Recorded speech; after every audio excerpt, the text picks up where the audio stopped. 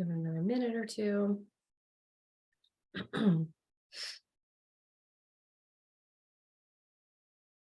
While we're waiting, have you all heard of Count the Kicks before? Just a simple yes or no. Yes. Yes.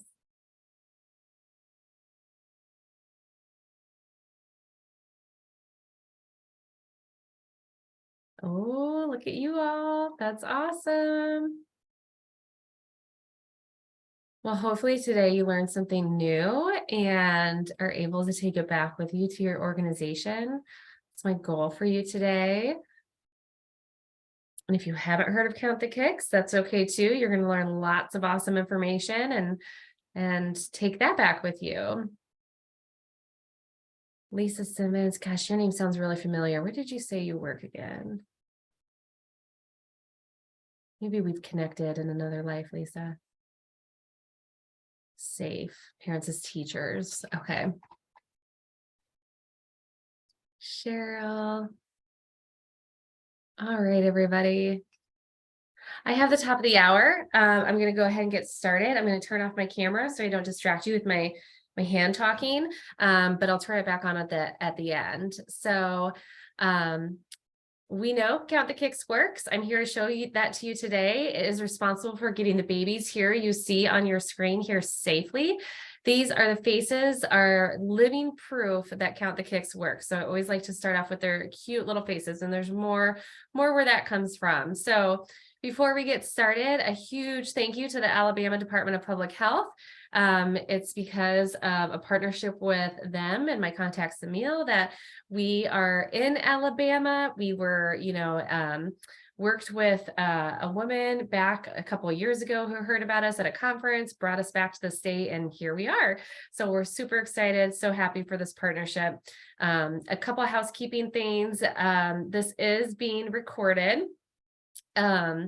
You will get a email afterwards with the recording, so you can share it with any team members that weren't able to join. You will also get the slide deck as well. Feel free to ask questions as we go along, either in the Q&A or the chat box. I am a one-woman show today, so I will answer questions at the end of the webinar today. But hopefully, I want you to put them in so you don't forget about them, and maybe we'll answer them as we go up throughout. So with that, we're going to jump right in. Obviously, my name is Megan Ockett. I am the program director with Healthy Birthday Count the Kicks. Healthy Birthday is the nonprofit organization that created Count the Kicks. I have been with the organization for about 3.5 years. My background is in public health. I love public health, especially as it relates to maternal and child health and around systems level change. So how can we take what you learned today and implement it into your workflow, whether you're a home visitor, you're a WIC, you're a Head Start. So that's what I want you to be thinking about as I talk today, is all the different pieces and what you learn and how you can take that back into your organization and to make this common practice, to make kick counting and this conversation easy to remember and easy to talk about with your families, with your community members, with your patients. So before we jump in, let's watch this video to really show you the power behind Count the Kicks. We're going to turn now to that GMA parenting alert about a free app a mother says helped save her baby's life by tracking how often she kicked. ABC's Diane Macedo is here with that story. What is this all about? So this mother says that everything was completely normal in her pregnancy until one day, thanks to this app, she noticed that something was off. Well, it turns out her baby was in real trouble. For Emily and Jeremy Ecoff and 2-year-old Liam, Oh, nice. life with their new baby Ruby is extra precious. We have a healthy baby girl, and we could have had a burial instead. Ruby is lucky to be alive, and her mom says that's largely thanks to an app. The free app called Count the Kicks aims to prevent stillborn deaths by helping moms record their baby's movements. You can just tap the baby's footprint every time you feel a movement. A movement could be a kick, a roll, or a jab. Used at the same time every day, the app tracks how long it takes to reach 10 kicks, helping mom learn what's normal for her baby. And we also send calendar reminders and text reminders so that moms are reminded to do it once a day in the 3rd trimester. It's just one of a growing number of apps helping parents through pregnancy and labor. For the Ecoffs, everything was going smoothly until one day last month. The kicks were not happening as frequently as they usually did. And when she did move, it was really like soft, subtle, not like hard kicks like normal. Emily knew from the app that her baby normally kicked 10 times in under 10 minutes. So when she only logged 3 kicks in an hour, she rushed to the hospital. All of a sudden, they came in and said, you're going to have an emergency C-section.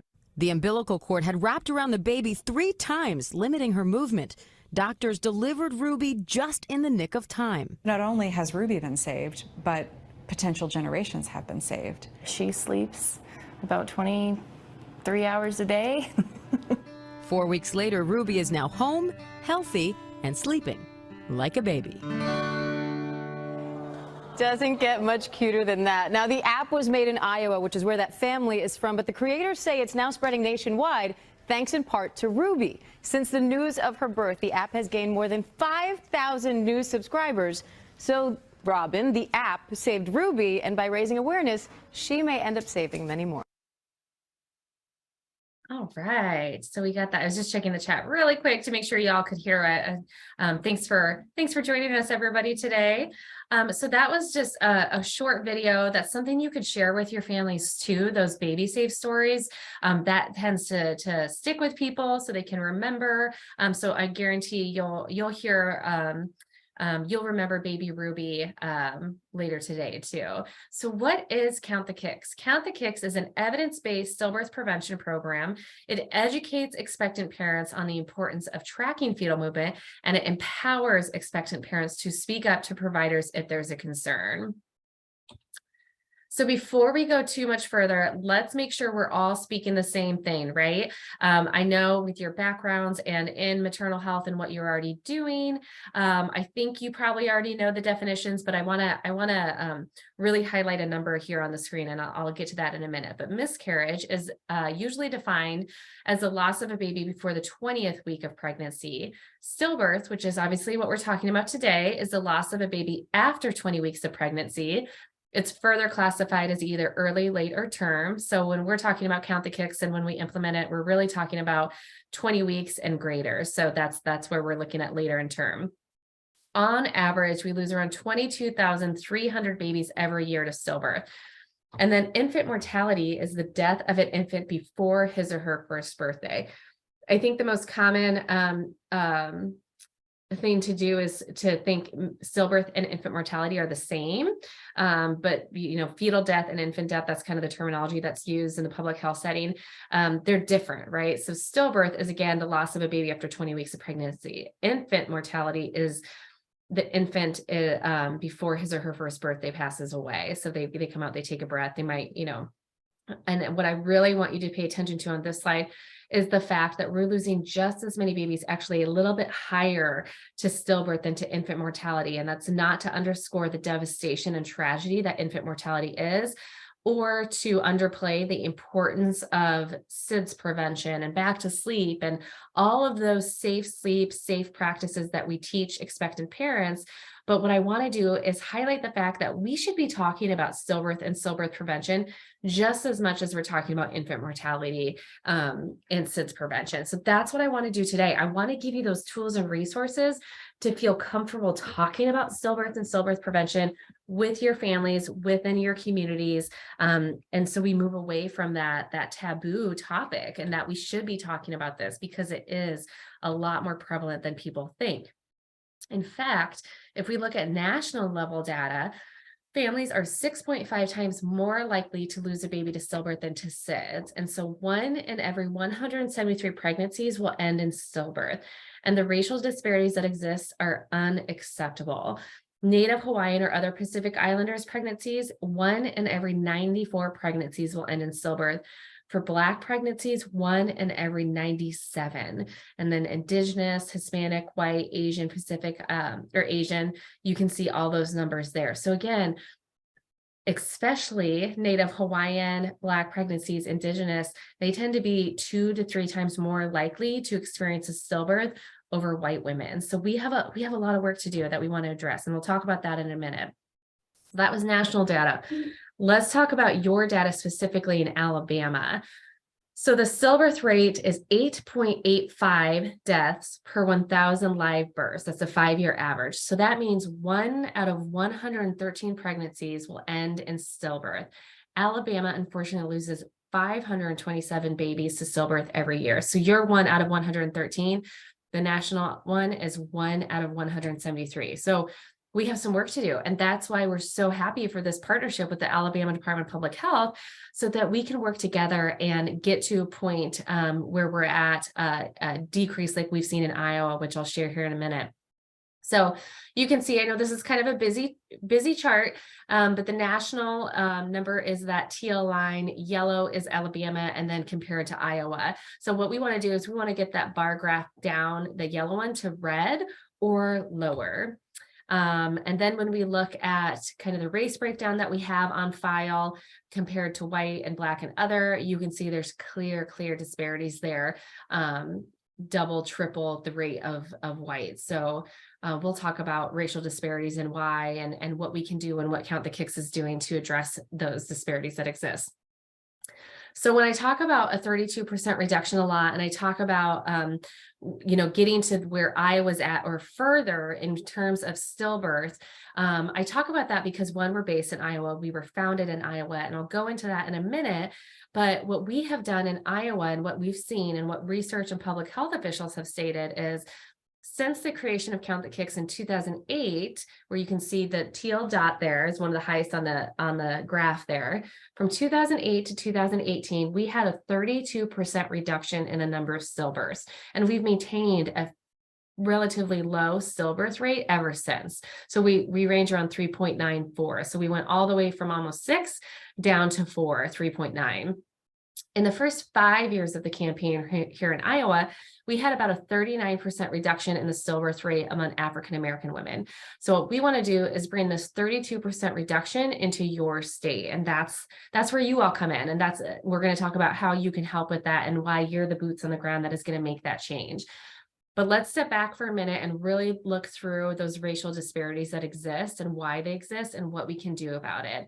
So research identifies the following as to why there's such disparities around stillbirth and maternal health: systemic racism, or the way that society fosters racial discrimination through mutual reinforcing systems of housing, education, employment, earnings, media perception, healthcare, and criminal justice. Epigenetics, that is the explaining how early experiences, both positive and negative, can have lifelong impacts. Environmental influences can affect the expression of genes. Life experiences can rearrange the epigenetic marks that govern gene expression. They can change whether and how genes release that information. Predisposition to certain conditions that may lead to stillbirth, like gestational diabetes and preeclampsia. Access to healthcare can impact early diagnosis and treatment of concerns. Socioeconomic barriers. Research shows education is not a determining factor. A college-educated Black woman is still more likely to lose her baby than a high school-educated white woman. So here are some of the things that we're doing to reduce these disparities in stillbirth, and think through some of the things you can do. We're listening. We have an app in 16 languages. When we hear in a community, we need this material, we need this app in a certain language, we want to do that. We want to make sure we're giving you the tools and resources you need to reach those most at risk of stillbirth. We have culturally appropriate educational materials. We have videos and educational materials and FAQs in multiple languages. We have a health equity team that's continually looking at all of our services, all our products, all of our material to make sure it continues to be culturally sensitive and inclusive. We're always looking for funding opportunities to reduce racial disparities that persist in stillbirth.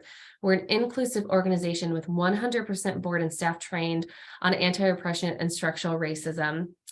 We improve programming based on lived experiences shared by people of color, and we're doing community outreach beyond the healthcare setting. We have faith-based outreach toolkits. We have a really cool piece. We're doing dental bundles here in Alabama, I'll talk about too, beauty salon outreach, baby showers. There's just a lot of different opportunities that we've worked on.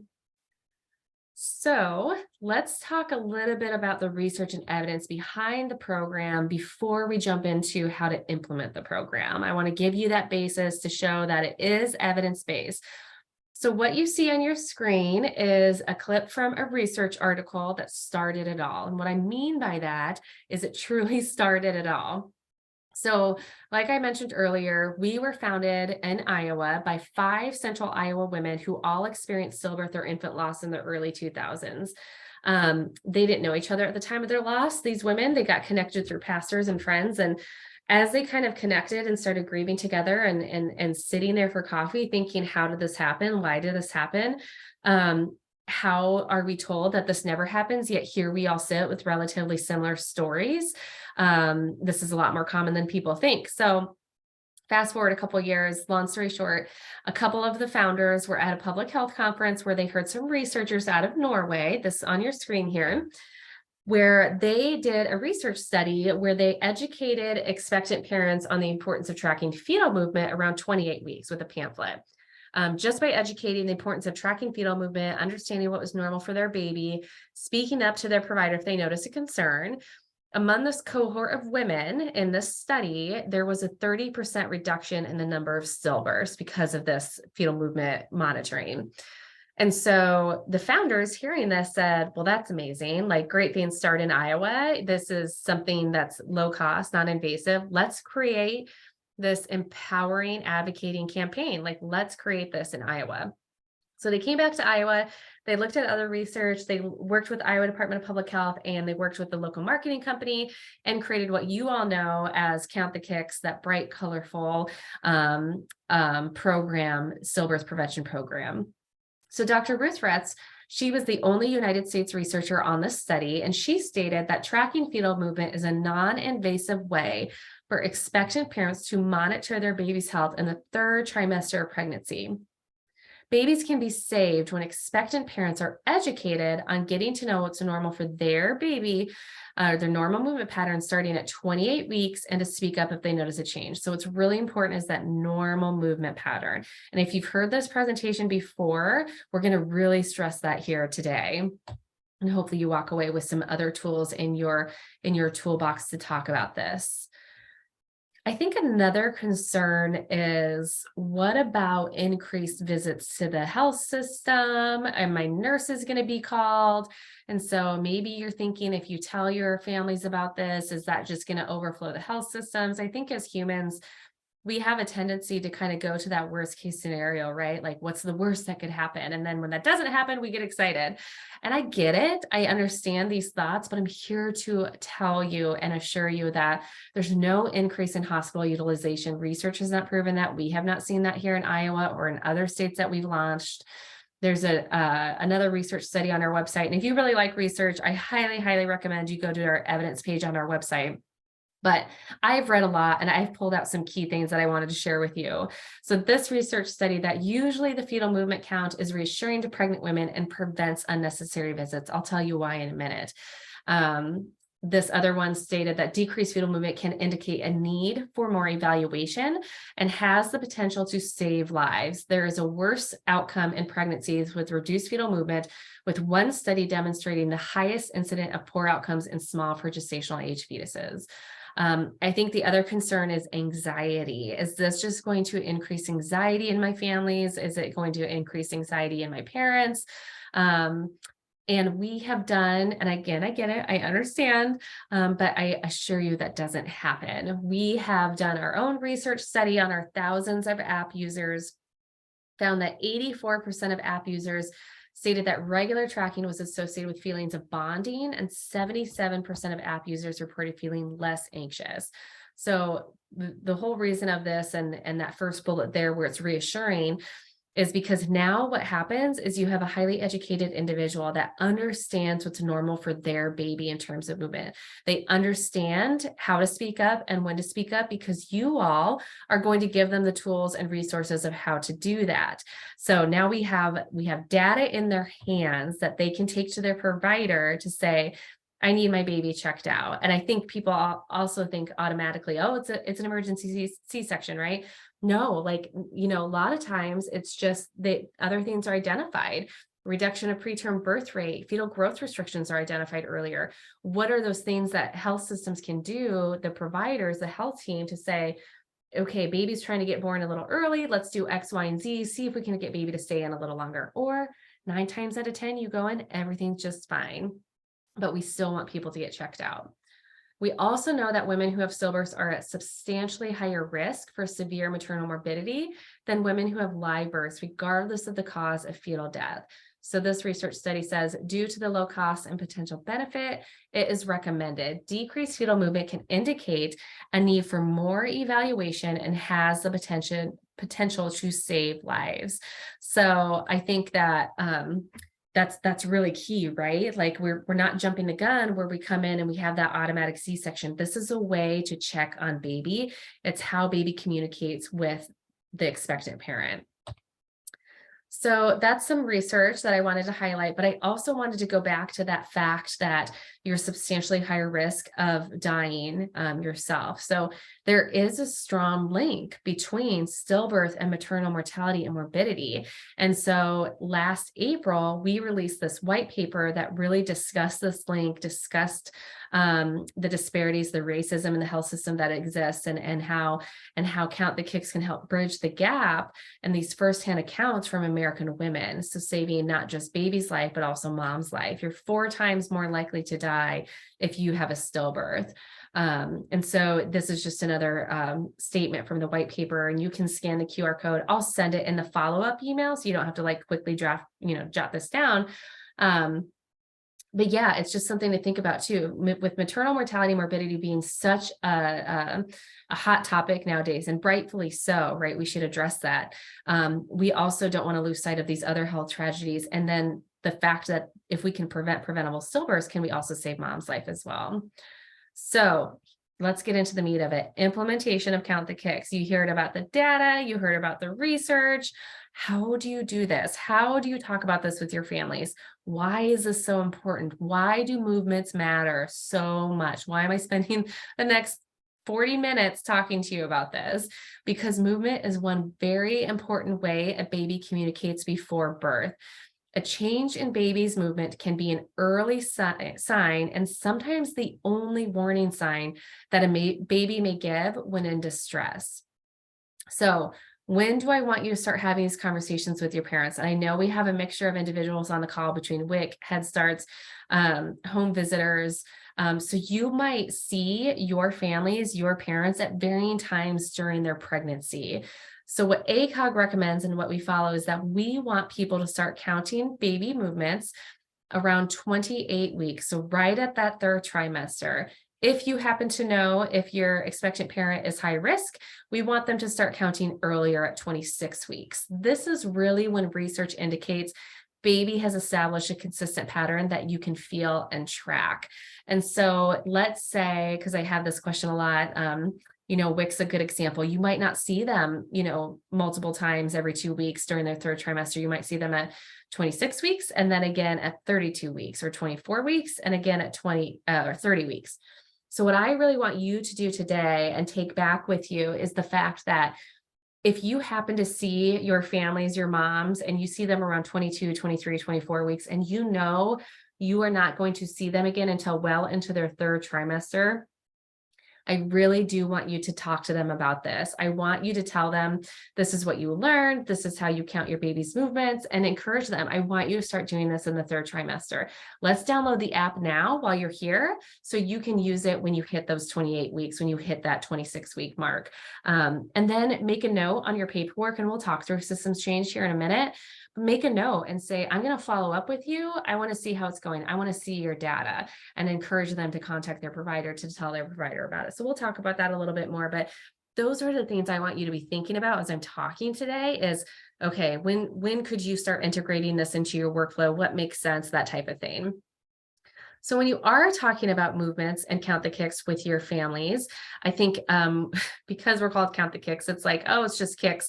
What is a kick? What's it feel like? Especially when you're working with first-time moms and parents, you really want to stress that it's any sort of movement except hiccups. So it's those rolls, it's those kicks, it's those jabs, it's those pushes, anything except hiccups, because hiccups are involuntary. And you might have somebody say, well, how do I know if it's a hiccup versus a movement? And I get that, I've had 3 pregnancies and, I think how you can explain the difference is hiccups are pretty rhythmic. They're pretty consistent and they go boom, boom, boom, and then they'll stop for a while, where the movements aren't so consistent like that in terms of like the exact same movement each time. That's how I've always explained it. So how to count kicks. It's pretty simple. This is just a nice little chart that we put together for you to utilize. And this, again, this whole slide deck will be sent over to you after the webinar. But this just kind of walks you through how to have this conversation with your family. So, hey, you're getting into your third trimester. What do you know about Count the Kicks? Have you ever heard about it? What do you know about counting your baby's movements? Obviously, you're not going to be saying things like fetal movement monitoring with general community members. You're going to talk about baby kicks, baby movements. Say, I'd really like you to start tracking your baby's movements starting in the third trimester. So right around 28 weeks, there's this really cool free app, which by the way, we're going to talk about here in a minute, or we can download these paper kick counting charts. So what I want you to do is choose a time every day that you can really focus on baby. And I want you to count your baby's movements during that time. Consistency is key. That's when you're really going to start to notice after a couple sessions what your baby's normal movement pattern is. I want you to time how long it takes your baby to get to 10 movements. One of the great things about the app is it does that for you. And then after a few days, you're really going to start to see that pattern for your baby. What is the average amount of time it takes your baby to get to 10 movements?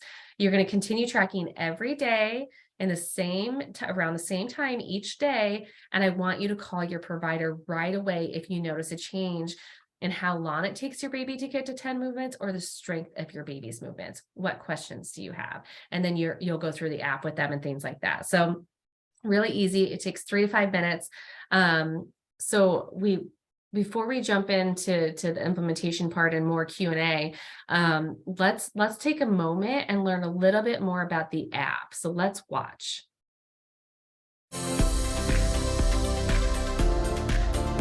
The Count the Kicks app, a cutting-edge, powerful tool for expectant parents in the third trimester of pregnancy, has a new feature to help you monitor your baby's movements. The new strength feature allows you to rank the strength of your baby's movements on a scale of 1 to 5, from fluttery to fierce. Research shows paying attention to the strength of your baby's movements is vital. If a baby's movements becomes weaker, studies show this could be a sign of potential problems, and expectant parents should alert their doctor. The free Count the Kicks app now gives you the option to take notes on your session. Our app is available in 12 languages in the Apple and Google Play app stores. It is a simple and non-invasive way to monitor your baby's well-being every day in the third trimester. Features include kick counting history, daily reminders to count, and the ability to count for single babies and twins. Simply tap the footprint every time you feel a kick, roll, or a jab, and the app will time how long it takes your baby to get to 10 movements. Log in to save your kick counting data and get to know what's normal for your baby. Be sure to speak up and tell your doctor if you notice a change in the strength of your baby's movements or how long it takes your baby to get to 10 movements. Hospitals are open 24/7 and are ready to listen to your concerns. Join the community of expectant parents who are in tune with their body and their baby by counting kicks daily in the third trimester. You can also find it on Apple Watch. Download Count the Kicks and start counting today. So that's another video too you could share. That one's actually on our app, but it's also on our YouTube channel. So a great way to introduce the program and the app with your family. So let's take a moment and just talk through a little bit more about the app together. If you haven't already, like you've never heard this presentation, you've never done this, I'd love for you to take out your phone if you're able and search for the Count the Kicks app in your app store and download it, because I want you to use it. I want you to see how easy it is to use. And I want you to be able to talk about it with your families and pull out your phone and say, look how easy this is. I've downloaded it. Let's talk through how to use it together. Let's download it on your phone. So a couple key features while you're multitasking and downloading the app that I want to highlight is it's completely free. There are no ads or pop-ups. The only pop-up is a daily message that we control. Other than that, it's just educational, no ads. It's actually in 16 languages. I know the video said 12 languages. We had updated the languages like a couple months after that. So it's actually in 16 languages. If you're interested, here are the languages. that it's currently in. So you know, because if there's maybe a language that you don't hear when I list this off, and this will be linked on here too, but maybe we can work with the Alabama Department of Public Health. We can work with funders to see if we can get the app translated. So the 16 languages currently are Amharic, Arabic, Burmese, Chinese, Dari, English, French, Haitian Creole, Hebrew, Hindi, Marshallese, Portuguese, Russian, Spanish, Swahili, and Vietnamese. So I know I said that a little fast, but it's also listed in the App Store, and I can always put it in the chat too and talk about it as well. So what you do, how it works, and you kind of saw it in that video, is where you tap that footprint every time you feel baby movement. So what I want you to do is to encourage your parents, to encourage your moms, your expectant parents to say, okay, I want you to choose a time when you think baby's most active, whether or whenever works for you. Maybe they can only count at 2 o'clock in the afternoon during their afternoon break. Maybe they can only count after their toddler goes to bed at 8 or 9 o'clock at night. The most important thing here is to let them know you want them to count daily around the same time, because that's how they're going to notice that pattern during that time, right? So users can restart their session or delete a kick. They can set daily reminders within the app. They don't have to go out to their calendar. It's all within the app in the resources section. They can set that up. Then they get those push notifications so they never forget to count. I do not want people to count after they think they've noticed a change in fetal movement. I don't want them to do it every other day. I want them to do it daily. So once they tap that footprint, what happens is you start to see after a couple sessions, the average amount of time it takes baby to get to 10 movements. So you can see that with that line graph there on your screen. And once you start to use it, it becomes a lot, it's very user-friendly. It's very intuitive. So this baby, for this example, you can see on your screen, it looks like the total time is 15 minutes. The average time is 15 minutes and 24 seconds. So it's pretty linear, right? The graph should be pretty linear, maybe a couple small hills, but for the most part, this baby's been moving, getting 10 movements around 15, 16, 17 minutes. If this was my baby and one day I was counting and all of a sudden it took an hour and 15 minutes to get my 10 movements, what happens to that graph is it changes. That graph is going to spike up for that session. So it's going to indicate to me as the user, the app user, to say, I'm thinking this, my baby has been around 15 minutes in terms of movement for the last 3 weeks, not an hour and 15 minutes. I see a visual change. I'm going to contact my provider and see what they want me to do. Let's hope the provider asks them to come in. That's what we hope. If you are talking to your parents about this, encourage them to always go in. If they can't get a hold of their provider, if it's after hours, go into labor and delivery triage. That's what they're there for. Encourage them to speak up about it. Health systems are open 24/7, birthing centers.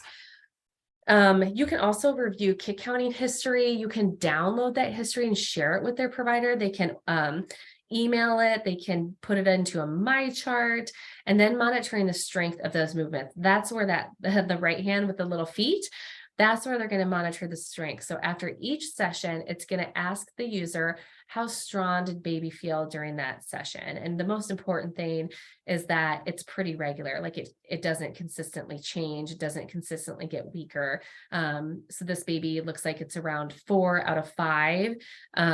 So if someday I felt like the strength was a lot weaker and I put a 1, I'm also going to contact my provider for that. You can count on the Apple Watch. You can count on the mobile device. And soon, very soon, you're one of the first to know, I think, or second, we will be launching a web-based kick counter. So it's very similar features, exact same features, just a little less from the mobile app on the web. So people can count on their computer, on their PC, and it's all synced. So maybe you have somebody that doesn't always have internet or Wi-Fi issues. They can go to a library and count, or a friend's house, or count during their 10-minute break at work if they can't pull out their phones. So hopefully you've pulled out your phones yourself and you're multitasking and you're downloading the app so you can share it with your parents when they come in. The other resource that I really like to stress, especially with those who are those community-based organizations, that you're boots on the ground, you're really filling a need in the community. And I'm so grateful for that. In the resources section of the app, there's this find help resource where you can go and click on it and put in your zip code and find free or reduced cost resources in your area. So maybe you're working with a family and they need access to a food bank or housing assistance or diaper bank or childcare assistance. They can search for that and filter it. They need mental health counseling in this program here. And then if you look really closely on the lower right-hand corner, it says suggest programs, claim programs, accessibility.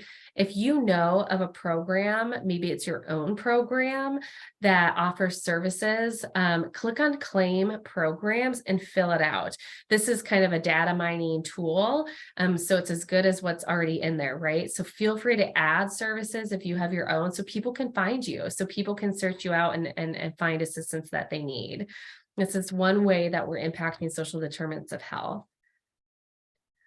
Okay, you know about the app, you're downloading it. How do you talk about this with your parents? You might be thinking, stillbirth's scary, it's sad, it's tragic. I don't want to talk about this. I don't want to scare expectant parents. And I understand that thought process. However, pregnancy is full of risks that we talk to people about. Stillbirth is another risk that people deserve to be educated on and to learn about.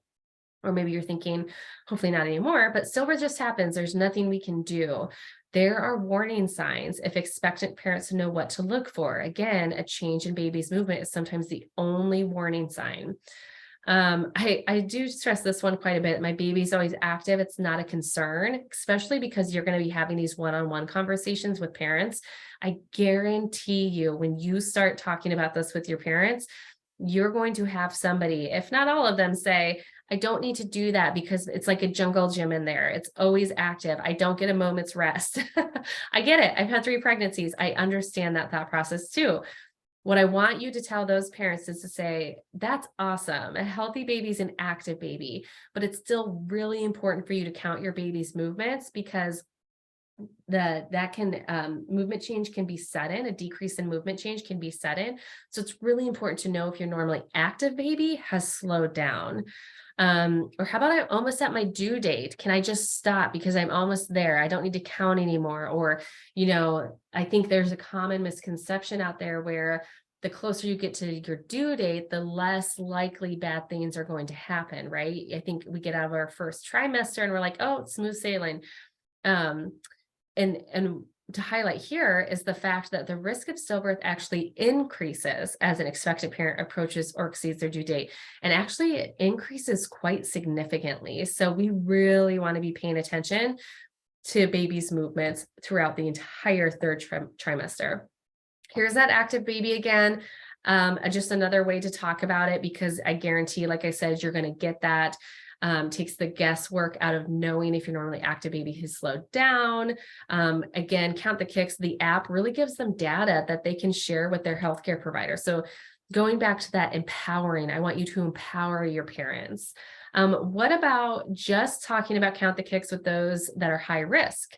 I want you to talk about this with every single expectant parent you encounter. Everybody should be told about this. Everybody should be doing this. We don't just do the gestational diabetes test, that sugary drink. We just don't do that with those that may get gestational diabetes or are at an increased risk. We do that with everybody. Same with this. We want everybody to be doing this. Here's one. This is a common one. I guarantee you've heard this or you will hear it. 10 and 2, 10 and 1. I get it. I was told it with my kiddos. But every baby's different, and the recommendation to expect 10 kicks in 2 hours is outdated. Current research indicates moms should work to understand the normal amount of time each day it takes their baby to get to 10 movements. And let me explain what this research says. And again, this is on our website too. But basically what it says, as humans and as individuals, what we focus on a lot of times is time. Where we work 8 to 5, we have an hour lunch break, I have an hour presentation, I'm focused on the time. And so what happens when we say 10 and 2 to somebody, they focus so much on that 2 hours or that 1 hour instead of focusing on getting to know what's normal for their baby. So let's say I've been counting for the last 3 weeks around the same time. I get 15 to 20 minutes. I get 10 movements in around 15 to 20 minutes. And one day I'm counting and I get 10 movements, but it takes an hour and 40 minutes. And I think to myself, well, I've always been told 10 and 2, so that's totally fine. But that's not my baby's normal, right? I've been counting, and for the last 3 weeks, I've gotten 10 movements in around 15 minutes, not an hour and 40 minutes. I need to call my provider because that's a significant change. That's a change in my baby's movement. So I need to speak up.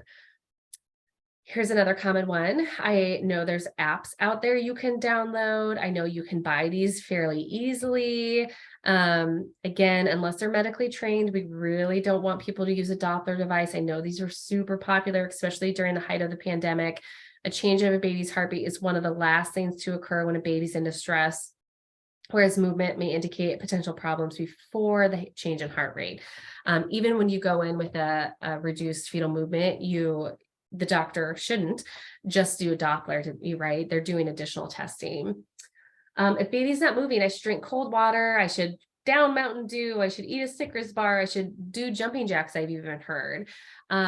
Again, similar to 10 and 2, research is moving away from the idea that sugary drinks and the like are a good way to get baby to move. Kick counts are best monitored without interventions like juice and candy.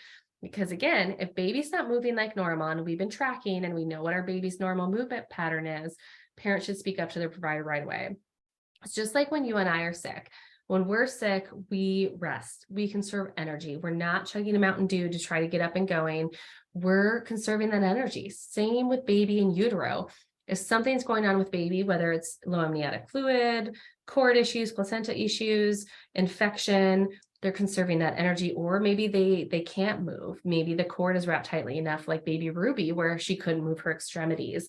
So we just want to stay away from that idea.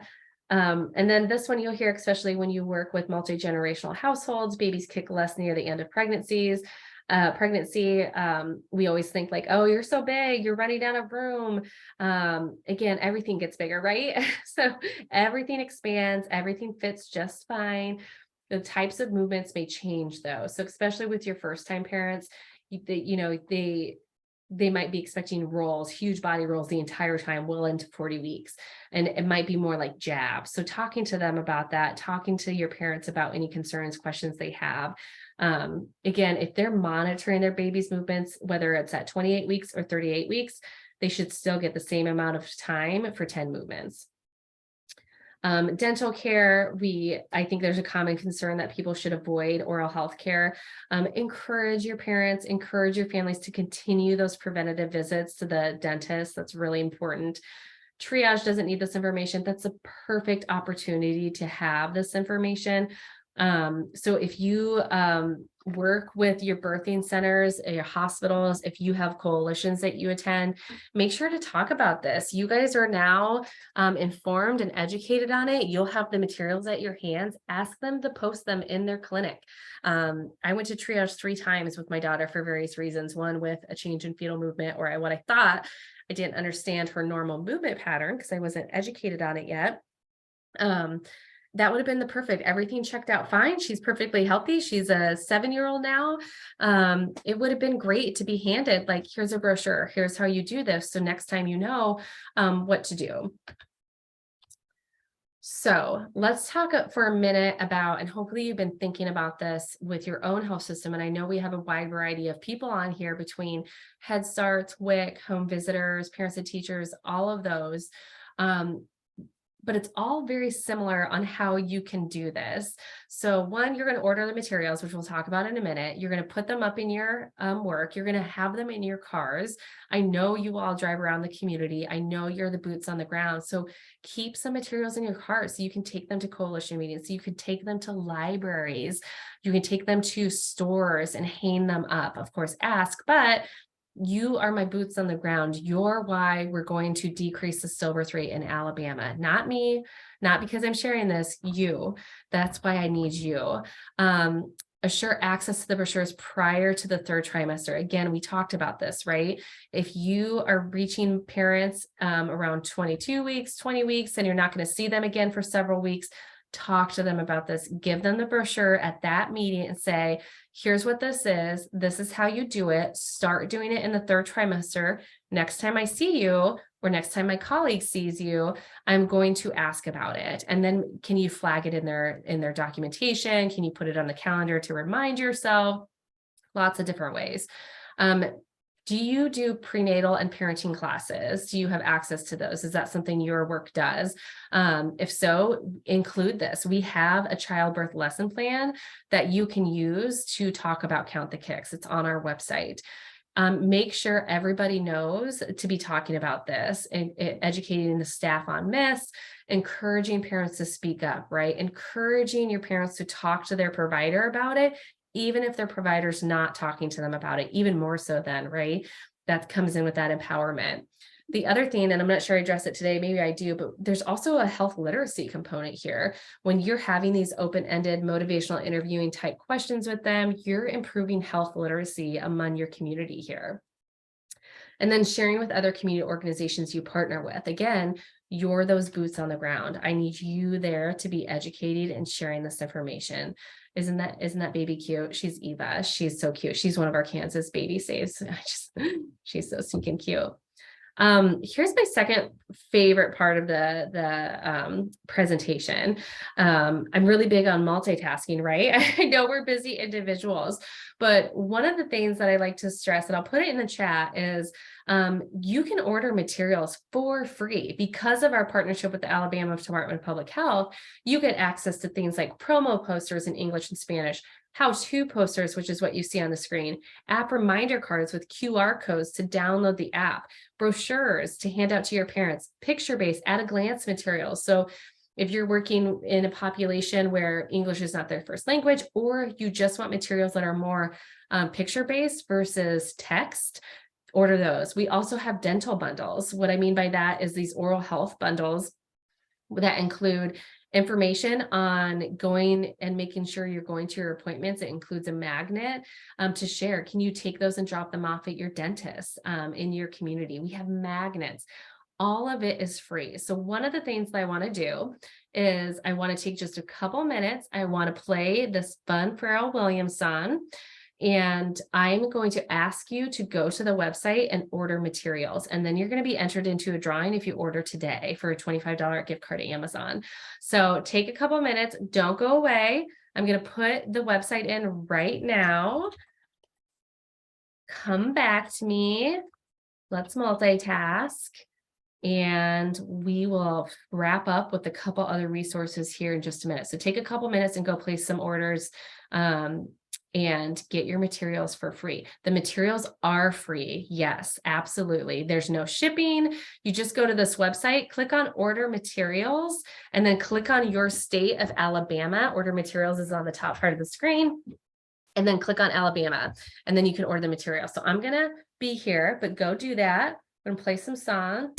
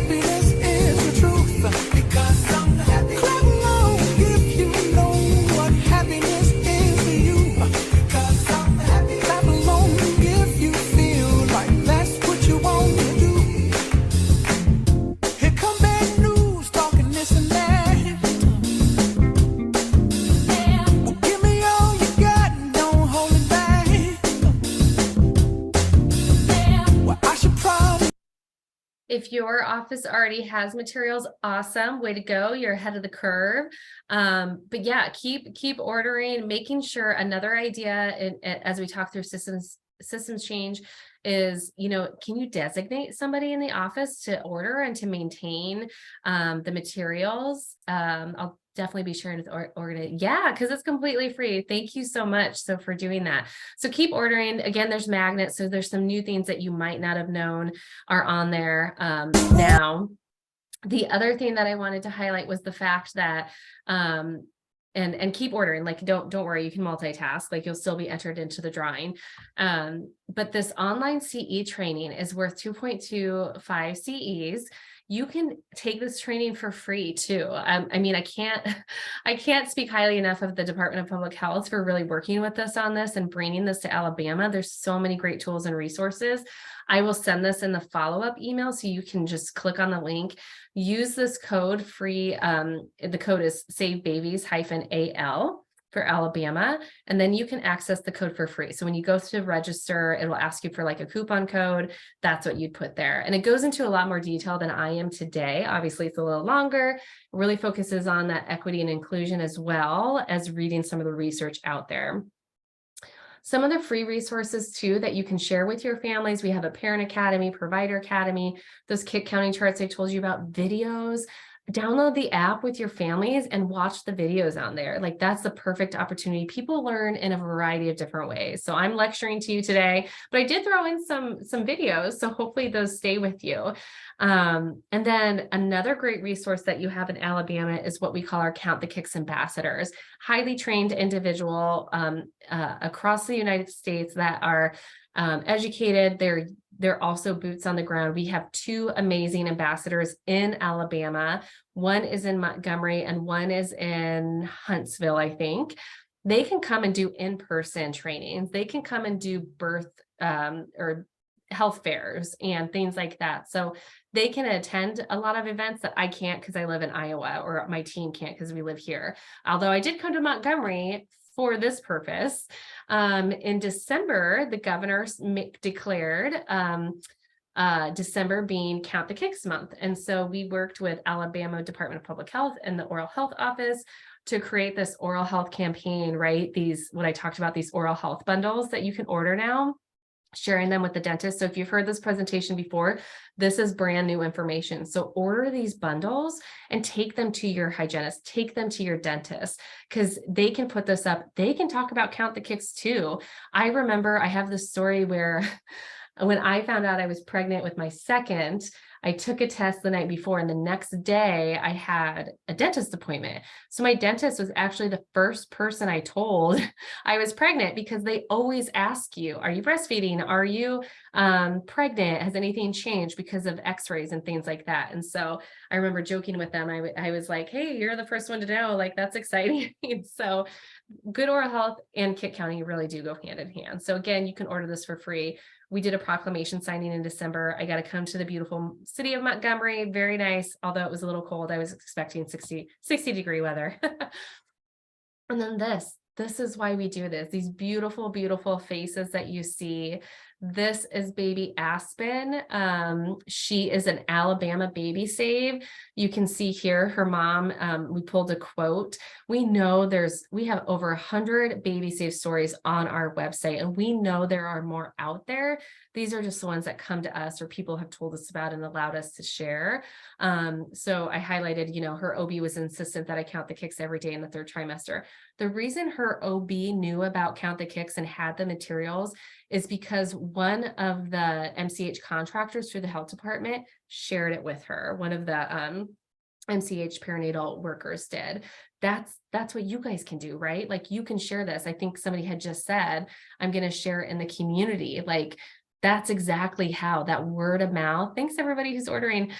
That's how we can make change. That's how we're going to save more babies and mama's lives by preventing these stillbirths. So wrapping up, I want you to become familiar with the app. I want you to use it. I want you to mess around with it. I want you to play with it.